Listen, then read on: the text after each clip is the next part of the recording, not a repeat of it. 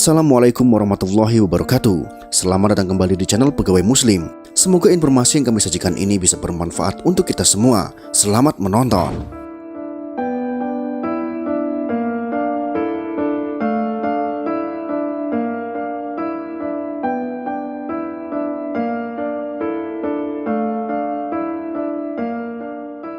Ular adalah hewan yang ditakuti banyak orang. Ular memiliki bentuk tubuh panjang yang bisa berjalan dengan sangat cepat dengan cara menjalar. Ular terkenal akan karakternya yang membahayakan orang lain karena ada beberapa jenis yang berbisa dan memiliki racun yang mematikan. Ia juga bisa membunuh dengan cara melilit. Ular menjadi hewan yang diwaspadai semua orang dan menjadi hewan yang sering dibunuh karena dikhawatirkan membahayakan nyawa manusia. Hukum membunuh ular dalam Islam. Dari Abu Hurairah radhiyallahu anhu, ia berkata, Rasulullah shallallahu alaihi wasallam bersabda, "Tidaklah kami pernah berdamai dengannya sejak kami memusuhinya. Maka barang siapa yang membiarkannya lantaran rasa takut, maka ia tidak termasuk golongan kami." Hadis riwayat Abu Daud, nomor hadis 4139.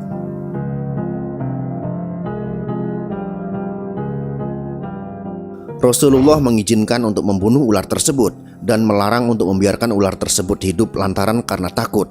Sehingga dari hadis ini jelas bahwa hukum membunuh ular dalam Islam adalah halal, bukan termasuk dosa yang tak terampuni. Boleh dilakukan jika memang membahayakan nyawa dan dengan niat melindungi diri.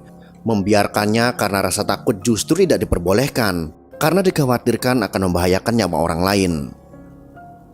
Mari langsung saja kita bahas kisah tentang ular yang merindukan Rasulullah Shallallahu Alaihi Wasallam dan menunggu kehadiran beliau di Gua Thur. Berikut ini adalah kisahnya.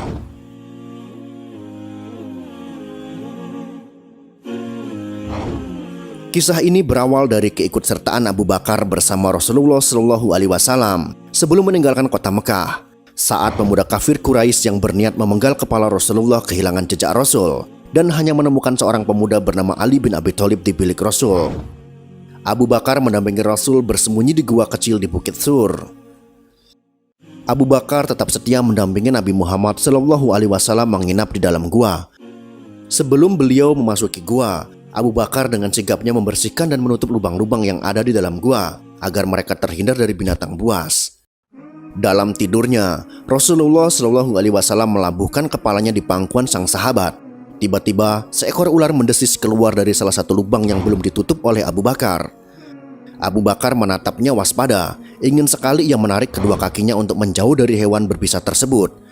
Namun keinginan itu dienyahkan dari benaknya, karena ia takut mengganggu tidur Nabi. Abu Bakar menutup lubang itu dengan salah satu kakinya, lalu ular itu menggigit pergelangan kaki Abu Bakar.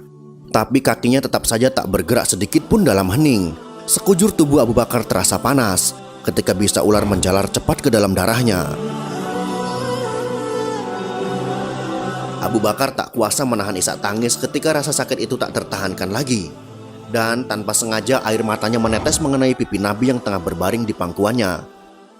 Rasulullah terbangun lalu berkata, "Wahai Abu Bakar, apakah engkau menangis karena menyesal mengikuti perjalanan ini?" "Tentu saja tidak, saya ridho dan ikhlas mengikutimu kemanapun," jawab Abu Bakar. "Lalu mengapakah engkau meluruhkan air mata?" Rasulullah bertanya dengan bersahaja. "Seekor ular baru saja menggigit saya, wahai Rasulullah, lalu bisanya menjalar begitu cepat ke dalam tubuhku," jawab Abu Bakar dengan suara tercekat. Lalu Nabi berbicara kepada ular itu, "Hai, tahukah kamu, jangankan daging atau kulit Abu Bakar, rambut Abu Bakar pun haram kau makan."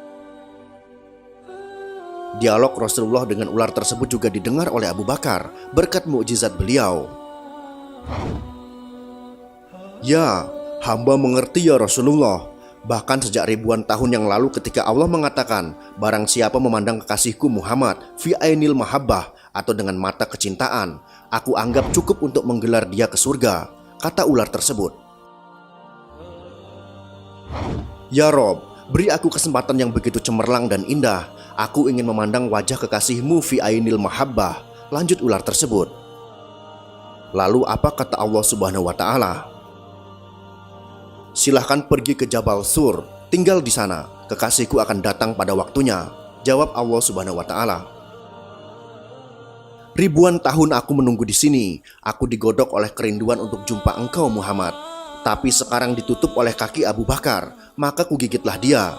Aku tak ada urusan dengan Abu Bakar, aku ingin ketemu engkau wahai Muhammad, jawab ular tersebut. Lihatlah ini, lihatlah wajahku, kata Rasulullah SAW. Dan sang ular dari Gua Thur pun memandang wajah Nabi penuh dengan rasa cinta dan rindu. Tanpa menunggu waktu, dengan penuh kasih sayang, Rasulullah SAW meraih pergelangan kaki Abu Bakar. Dengan mengagungkan nama Allah Subhanahu wa Ta'ala, Sang Pencipta semesta, Nabi Muhammad SAW mengusap bekas gigitan itu dengan ludahnya. Maha suci Allah, seketika rasa sakit itu pun hilang tak berbekas. Gua Thur pun kembali ditelan senyap. Kini giliran Abu Bakar yang beristirahat dan Rasulullah SAW yang berjaga. Abu Bakar menggelengkan kuat-kuat ketika Nabi menawarkan pangkuannya untuk beristirahat. Tak akan rela dirinya membebani pangkuan penuh berkah itu. Inilah sikap yang ditunjukkan oleh Abu Bakar As-Siddiq radhiyallahu anhu sebagai seorang sahabat kepercayaan Rasulullah SAW. Ia merelakan semua yang dimilikinya demi keselamatan dan perjuangan dakwah Rasulullah SAW. Bahkan ia merelakan nyawanya terancam demi menemani Rasulullah SAW. Semoga kisah ini bisa bermanfaat untuk kita semua. Wallahu a'lam bishawab.